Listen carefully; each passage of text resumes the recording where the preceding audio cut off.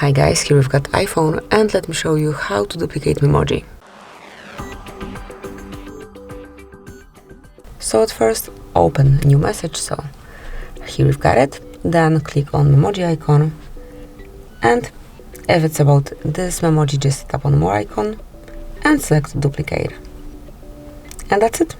Here we've got it. You can also customize it if you want to right here by using all the features and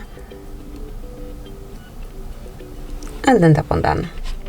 And that's it. As you can see now, if you click on Memoji, you will have two almost the same emojis. I just changed the eyebrow color, but still it's up to you.